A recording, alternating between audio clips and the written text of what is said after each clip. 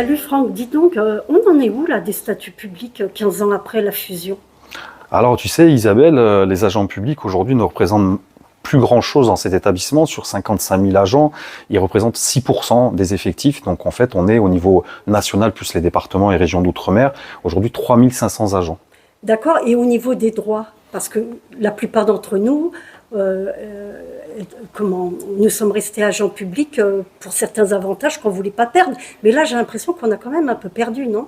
En 15 ans, effectivement, ce qui était à la base proposé avec une grande partie du personnel issu de la NPE qui a opté pour la convention collective de Pôle emploi, malheureusement, au fur et à mesure, les droits des agents publics dans leur statut s'est dégradé au fur et à mesure du temps, avec beaucoup de choses qui nous ont été retirées, de certains avantages qu'on avait, du dépôt de congé qui pouvait se faire plus tard dans le temps, pas mal de petits principes qui ont été retirés, qui fait qu'on n'est pas dans une progression de notre statut.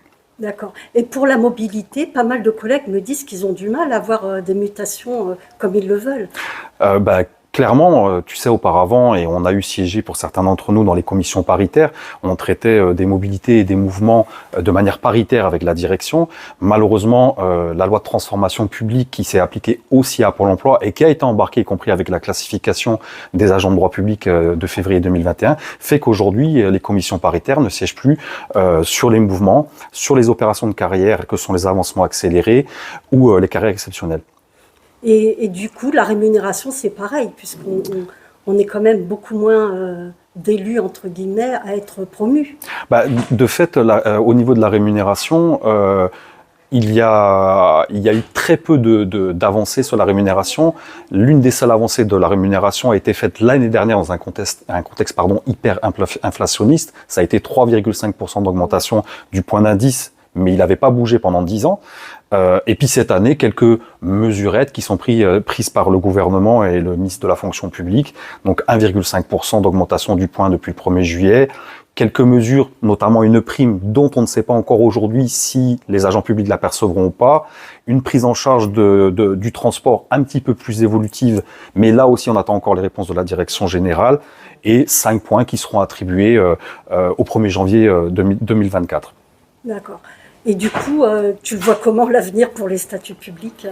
Alors déjà, au niveau de la classification qui est passée en 2021, que nous n'avons pas clairement validée nous, au niveau du SNU, elle a malheureusement entériné un certain nombre de pratiques qui sont plus de l'ordre du droit privé, puisque maintenant beaucoup de promotions, la promotion dite au choix est revenue, donc ce sont des décisions qui sont unilatérales, donc c'est un peu plus embêtant, on a moins de sélection interne de concours, et l'avenir, France Travail va peut-être nous dire l'avenir, même si on sait qu'aujourd'hui, il a été émis la possibilité d'une réouverture ou pas du droit d'option, mais il semblerait qu'à l'heure actuelle, c'est quelque chose, une idée qui est écartée au moment où je te parle.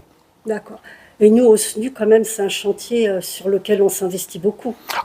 Le SNU, c'est la première organisation syndicale au niveau national des agents publics. Ça l'est aussi dans notre région au niveau de l'Occitanie. Bien évidemment qu'on ne lâche pas les agents publics et qu'on continuera toujours à les soutenir et essayer d'obtenir et de réobtenir les droits qui étaient les leurs auparavant.